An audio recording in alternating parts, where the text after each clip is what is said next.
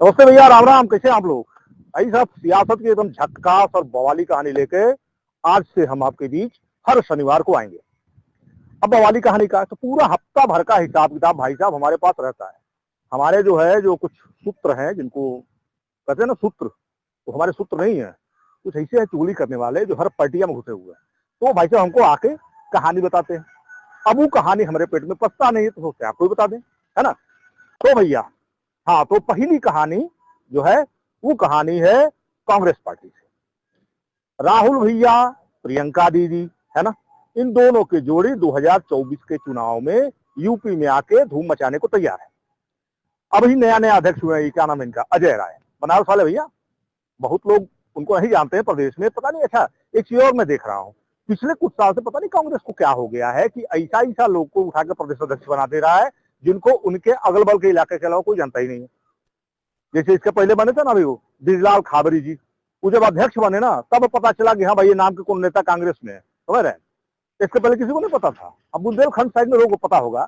ऐसे ही यहाँ पे कुशीनगर से अजय कुमार लल्लू को बना दिए। खैर, जमीनी नेता है, बहुत संघर्ष करते हैं, उनको बना दिया, समझ में आता है। अब बन गए अजय राय। अजय राय जी के इक्के को क्वालिटी है, जानते हैं क्या? मोदी के खिलाफ 14 में चुनाव लड़ गए थे। नतीजा क्या हुआ पूरा दुनिया जानता है ना? तो कहने का अर्थ है कि अब ये अजय राय जी को बना दिए, 10 महीने के अंदर ही सारा चेंजिंग हुआ है। तो अजय राय जी जब अध्यक्ष बने तो आते ही पहला जो तुक्का उन्होंने हुआ, उन्होंने कहा भैया अब मोदी के सामने लड़ेंगी कांग्रेस की दीदी, जी हाँ, प्रियंका गांधी। अब प्रियंका गांधी को चुनाव लड़ाई के ऐलान कर दिए। अभी ऊपर से भले ना बोला गया दिल्ली उल्ली से, समझ रहे हैं? अच्छा, राहुल जी आएंगे अमेठी में, पिछला बार 19 में हार गए थे, तो दूसरी जगह से चुनाव लड़े, वायनाड से आएगा यहाँ से। तो कहने का मतलब है, अजय राय का मानना है कि भाई अब ये दोनों लोग जो है ना, एगो बनारस और एगो काशी, एक जने अमेठी से लड़ेंगे। अब इसका मतलब समझिए, असली मतलब दरअसल है का कि अब कहना तो नहीं चाहिए, लेकिन कह रहे हैं कि राहुल गांधी को तो कई बार लॉन्च कर दिया गया, इसमें तो कोई शक नहीं है, ठीक है। अजय राय की जो बात है ना, ये गौ रिलॉन्चिंग का इशारा है। किसका मालूम है? प्रियंका गांधी का। और राहुल गांधी की भी रिलॉन्चिंग का। अच्छा, इतना पहले जो है ये सब ज्ञान देने का मतलब जानते क्या है? वो ज्ञान का मतलब सीधा सीधा है कि भाई ये जो राहुल जी और प्रियंका जी हैं, ये लोग यूपी में आएंगे, एक साथ झोंक के चुनाव लड़ेंगे, है ना? तो इससे पार्टी का जो कैडर है वो बूस्टअप होगा थोड़ा सा। तो अभी ऐसे बता दे रहे हैं, ताकि आगे जब वो लोग मैदान में आएंगे तो जो कैडर है ना वो एकदम टनाटन रेडी मोड में रहेगा, समझ रहे हैं? तो ये है पूरा कांग्रेस का गुड़ागणित। बाकी अब देखिए, एक चीज और समझने लायक है। अमेठी में गांधी परिवार का घर है, इसमें कोई शक नहीं। 2019 में घर टूट गया। अच्छा, उसके बाद भी देखिए, स्मृति ईरानी जीत गई चुनाव, मंत्री बन गई, चाहती तो आराम से दिल्ली में रहती, नहीं, लेकिन वो हमेशा अमेठी से जुड़ी रहती। कहने का अर्थ है कि अभी भी कोई ऐसा ऐसा कोई वजह नहीं है ना, कोई ऐसा वजह नहीं है कि जिससे ये माना जाए राहुल जी स्मृति ईरानी से बेहतर साबित होंगे। तो कहने का मतलब यह है कि अमेठी में जिनको दीदी के नाम से स्मृति ईरानी खुद को प्रचारित करती हैं, एक तरफ वो है, दूसरा का तरफ राहुल जी की दीदी है। तो वो जाएंगी बनारस, ये आएंगे अमेठी, है ना? तो चुनावी नतीजा तो भाई अब बनारस का तो समझ ही सकते हैं, हम क्या कहें, है ना? बनारस में तो कौन धुरंधर जाके लड़ ले, मोदी जी है ना? तब एक और चीज खटक रहा है, मालूम है का? खटक ही रहा है कि प्रियंका गांधी अपने जीवन का पहला चुनाव लड़ेंगी, अगर लड़ती है तो। मैं तब की बात कर रहा हूँ, पहला चुनाव लड़ेंगी प्रियंका गांधी। अब पहले के चुनाव उनको मोदी के सामने खड़ा कर दिया, तब भाई कोने गणित से हो रहा है, भगवान मालिक है। लेकिन हाँ, इसका एक संदेश जो हमको समझ में आ रहा है ना, थोड़ा थोड़ा हमको बुझा रहा है कि मतलब यह है कि उनका मन होता है एक बड़े कद के नेता के सामने बड़ा कद के नेता, मतलब उस कद पे खड़ा करना। वो अलग बात है कि कितना खड़ा हो पाएंगी तो भगवान मालिक है। लेकिन भैया कुल मिला के कांग्रेस का जो है हिसाब किताब यूपी में 2024 में, उसमें भैया दीदी या भैया दोनों लोग सेंटर में रहने वाले हैं। एक बार फिर हमेशा की तरह ये लोग सेंटर में आएंगे, चुनाव लड़ेंगे। पूरा जो है होता ना, मीडिया वाला लोग का जो है फोकस लेंगे, है ना? जाहिर सी बात है, मोदी के सामने जो लड़ेगा वो तो थोड़ा सा समझ है ना, कुछ बात इशारा में भी समझ जाया करिए, ठीक है? तो असली कहानी है, ठीक है ना? तो कांग्रेस का पूरा जो हिसाब किताब है ना, पूरा जो कांग्रेस का सिस्टम है, वो कांग्रेस का सिस्टम ही है कि भैया सीट मिले ना मिले, कुछ हो ना हो, मैसेज ही जरूर जाना चाहिए कि हम ही हैं अकेले जो मोदी जी से लड़ सकते हैं। बुझ रहे ना? दिमाग लगाइए। तो भैया अब आते हैं दूसरी की कहानी पे। अब बात करेंगे अखिलेश यादव की। पता नहीं कहे अखिलेश जी को सांडों से बड़ा प्रेम उमड़ आया। सदन में रहते हैं तो सांड, सदन के बाहर रहते हैं तो सांड। अभी बीते दिन अभी सदन जब चल रहा था, योगी जी अखिलेश में हुआ था ना सांड पे, योगी जी भी काम भर का सुना दिए उनको, है ना। योगी जी कहे कि शिवपाल से कहे कि भाई समझाइए, नंदी महाराज हैं, आप पूजा करते हैं कि नहीं करते, है ना। तो विधानसभा में तो योगी जी ने निपटा दिया टीपू भैया को अपने। अब टीपू भैया देखिए आजकल लोग क्या कर रहे हैं, प्रशिक्षण शिविर लगा रहे हैं कार्यकर्ताओं का, है ना। तो प्रशिक्षण शिविर लगा रहे हैं तो कुछ ना कुछ ऐसा करना चाहते हैं कि जोना से थोड़ा सा उनको लाइट मिले, बस में रहे। अब कुछ ना मिला तो जा रहे थे वहां से फतेहपुर से बांदा जा रहे थे, है ना।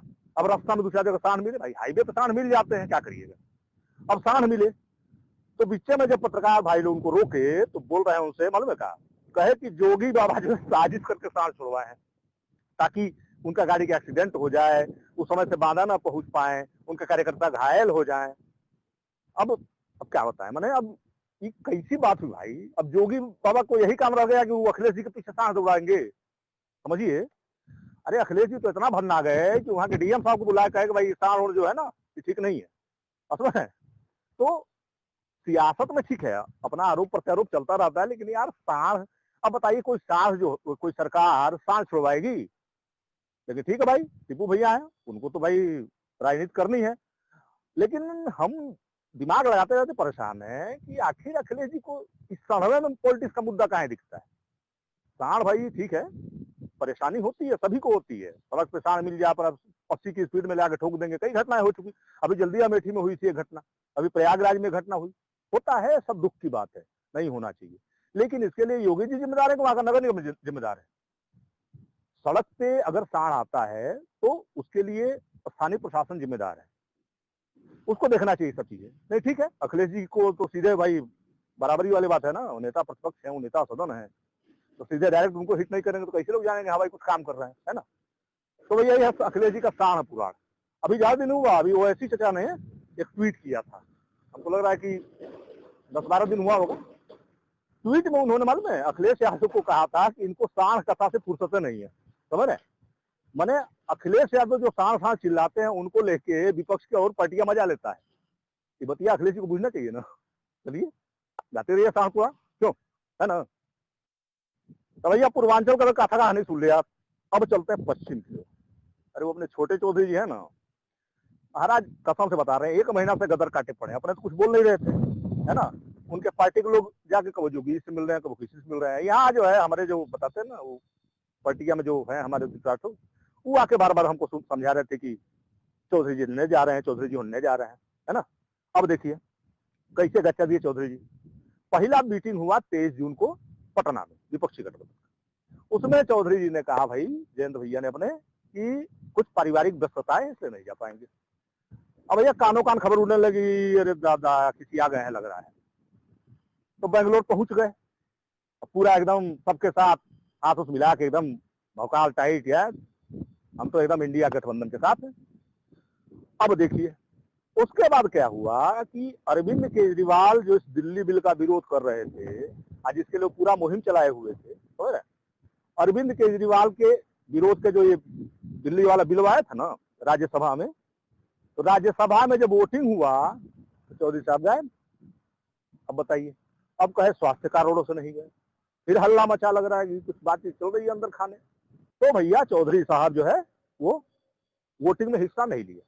अब देखिए इस पे जो है उनके एक जने प्रवक्ता हैं, उनका नाम भुला रहे हैं, तो दुबे जी हैं, तो कहे कि जो है एक वोट से क्या फर्क पड़ना था, एक वोट भाई सबको पता था सरकार जो है जीत जाएगी। तो भैया जब सबको पता सरकार जीत जाएगी तो इतना माहौल बनाने की क्या जरूरत थी, पहली बात। दूसरी बात भैया अगर आप एक वोट की बात करते हैं तो आपको याद रखना चाहिए कि 1999 में एक वोट से अटल जी की सरकार गिर गई थी। तो एक वोट का महत्व बहुत होता है, ये मतलब है कि एक वोट नहीं गए, चलिए उसका भी मतलब निकाला गया। अब इतना दिन का जो है ना उलट फेर के बाद, है ना, अटकल के बाद जो है चौधरी जी ने बोला है, मालूम क्या बोला है, बोले हैं चौधरी जी कि हम बड़ा जिद्दी आदमी हूँ, एक बार जिन्ने हूँ वो नहीं रहूंगा। आप समझिए, जिन्ने हैं उनने रहेंगे, तो ठीक है, अच्छी बात है। लेकिन भैया चौधरी जी बात इतने भर नहीं है, अभी तो दिल्ली दूर है भैया। पश्चिमी यूपी में अगर आपको सरवाइव करना है, अकेले तो आप चलेंगे नहीं, सीधी सी बात है, अकेले आप नहीं कुछ कर पाएंगे। अब कहाँ जाएंगे, इंडिया के साथ आप है, कह रहे भाई बड़ा जिद्दी आदमी, जो ठान लिया तो ठान लिया, ठीक है, अच्छी बात है। लेकिन एनडीए जो है ना, आप समझिए, खेला कुछ भी हो सकता है, काहे कि सर्वाइवल का संकट है यहाँ, समझ रहे हैं। जैसे मायावती जी के लिए चुनाव करो या मरो का बात है ना, कैसे इस बार गई तो सब गया, वैसे ही जो है जयंत चौधरी के लिए भी पश्चिमी यूपी में सर्वाइव करने का चुनाव है। तो भैया खेला कुछ भी हो सकता है, ध्यान रखिएगा, है ना, देखते रहिए। हाँ तो भैया अब एक और कहानी घोसी में उपचुनाव की, है ना। देखिए एक वो सीट है, उपचुनाव हो रहा है, दारा सिंह चौहान सपा से लड़े, अचानक उनको भगवा प्रेम आ गया, इस्तीफा दे दिया, अब दोबारा फिर से भाजपा के टिकट पे मैदान में है।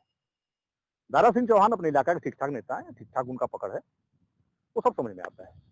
लेकिन भैया देखिए, ये वो उपचुनाव को सिर्फ उपचुनाव की तरह देखना ठीक नहीं है। पूछिए कहें, देखिए खास चीज क्या हो रहा है घोसी में, अभी जैसे जो इंडिया गठबंधन बना है भाई लोग ना, सारा विपक्षी पार्टी का लोग मिलकर दो बैठक कर लिए, तो इंडिया गठबंधन बनने के बाद उत्तर प्रदेश में पहला चुनाव है। जैसे जब आप चावल पकाते हैं ना, तो एक दाना उठा के चेक करते हैं, पता चल जाए पूरा चावल पका है कि नहीं, सेम कंडीशन है। इंडिया का भविष्य क्या होगा, खासकर यूपी में, ये बात क्लियर होगा घोसी चुनाव का नतीजा से। अब आप कहेंगे जीत हार का अंतर, जीत हार से इनको फर्क नहीं पड़ना है, फर्क पड़ना है जीत हार के अंतर से। अब पूछिए कहें कि बीच में क्या क्या नया हुआ है, एक बार थोड़ा सा सिलसिलेवार तरीका से देख लीजिए। पहला चीज हुआ है कि राजभर जो है वो छोड़ के भाग गए हैं, वो आगे भाजपा के पाले में, दारा सिंह चौहान भी आगे भाजपा के पाले में, अनुप्रिया पटेल का भी पूर्वांचल में प्रभाव है, निषाद पार्टी का भी पूर्वांचल में प्रभाव है। ये सारा वो पार्टी है जो जब भाजपा के साथ बातचीत पे टेबल पर बैठता है, मालूम क्या करता है, कहता है हमारा तो 2 दर्जन सीट पे प्रभाव है, हमारा तो 5 दर्जन सीट पे प्रभाव है। मतलब प्रेशर पॉलिटिक्स, कि भाई जब लोकसभा चुनाव में जब टिकट का बंटवारा होगा, जब सीट शेयरिंग होगी, समझ रहे हैं, तो उसमें जो है हमको ज्यादा हिस्सा चाहिए। अभी अनुप्रिया पटेल जी दिल्ली में नड्डा साहब से मिली थी, वो 5 सीट मांग रही है, अब बताइए 5 नहीं तो कम से कम 3 को चाहिए उनको, प्रतापगढ़ सीट भी वो कह रहे हैं कि हमको दे दीजिए। तो अभी सब चल रहा है, ये चुनाव जो है ये बताएगा सारा, ये जितना छोटका छोटका पार्टी है ना, राजभर हो गए, निषाद पार्टी हो गई, जितना है, इस सब लोगों के सियासी हैसियत का पैमाना बताएगी। अब एक बात समझिए, पूरा भाजपा का अपना एनडीए है, विपक्ष का अपना इंडिया है ना। बसपा को उपचुनाव में दिलचस्पी रहता नहीं, वो लड़ाएगी नहीं, कांग्रेस भी वहां कैंडिडेट नहीं खड़ा कर रहा है। मतलब समझिए, मतलब बसपा के साथ जुड़ने से भी एक इंडिया गठबंधन का जो एक पूरा खाका निकलेगा ना, तो यहाँ पे एक छोटा सा टेस्ट हो रहा है। अब वो टेस्ट में क्या है, अब वो टेस्ट में अगर मान लीजिए कि दारा सिंह चौहान घींच घाच के जीत जाते हैं, घींच घाच के जीतना पूछते हैं ना, 1000, 1500, 2000, 5000 वोट, तब भैया ये जो है ना, भाई लोग, इन लोगों की बार्गेनिंग पावर तो पक्का घटेगी। कहा है भाई, अब इसका गणित समझिए। इसमें सबसे ज्यादा प्रभावी जानते कौन होगा, राजभर, ओपी राजभर। राजभर साहब क्या है कि घोसी, मऊ और गाजीपुर 3 जिला ऐसा है ना कि जहां पे सबसे ज्यादा राजभर वोटर हैं, कई कई जगह तो 40% के आसपास है, समझ रहे हैं। अब 40% वोटर हैं, अगर ये 5000 से दारा सिंह चौहान जीतते हैं, तो भैया वोटवा कहाँ गया, राजभर वोटवा कहाँ गया, बोलिए, तब तो पड़ेगा लफड़ा। तो राजभर साहब जब बैठेंगे, मान लीजिए हम इसे काल्पनिक एक सीन बना रहे हैं, मान लीजिए कि अगर 2000 वोट से जीते दारा सिंह चौहान, तो 2000 वोट से जीतेंगे, तो जब जाएंगे बैठे दिल्ली के बुलवा पे, तो कैसे कहेंगे कि हाँ हमको 5 सीट दे दो, हमको 10 सीट दे दो, रहेगा, मुंह रहेगा कहने का नहीं ना। तो अब समझिए, कहने का मतलब ये कि खाली उपचुनाव नहीं है, ये सियासी हैसियत नापने का चुनाव है। ये में किसका सियासी हैसियत ना पाएगा, ध्यान दीजिएगा, दारा सिंह चौहान का खुद का भी। इसलिए कहे से कि दारा सिंह चौहान जो है वो कबो बसपा में, तो कबो भाजपा में, तो कबो सपा में, फिर उठ के आगे भाजपा में। अच्छा, उनका अपना एक वोट बैंक है, नुनिया वोटर, है ना, ठीक ठाक संख्या है वहां पे। अभी बताइए, जब आदमी इतना बार इन्होंने भाग रहा है, ओके अपन वर्ग का वोटर कितना भरोसा करेगा। ये बात का परीक्षा होगा कि दारा सिंह चौहान का जो अपना कोर वोटर है, माने नोनिया वोटर, वो उनके साथ कितना जा रहा है, पहला चीज। दूसरा चीज कि जहां पे आप समझिए 35 से 40% राजभर वोटर है, वहां अगर छोटा मार्जिन से अगर दारा सिंह चौहान जीतते हैं, इसका मतलब राजभर का प्रभाव अपने वर्ग में कम हो रहा है। अभी बीते दिनों सब उन्हीं की पार्टी वाले 2-4 को मिलकर जो इनके से नाराज है, खिसियाए, तो उनका श्राद्ध कर दिए थे भाई साहब। बताइए, इस तरह की भी नाराजगी है। तो भैया तो घोषी चुनाव पर नजर बनाए रखिएगा।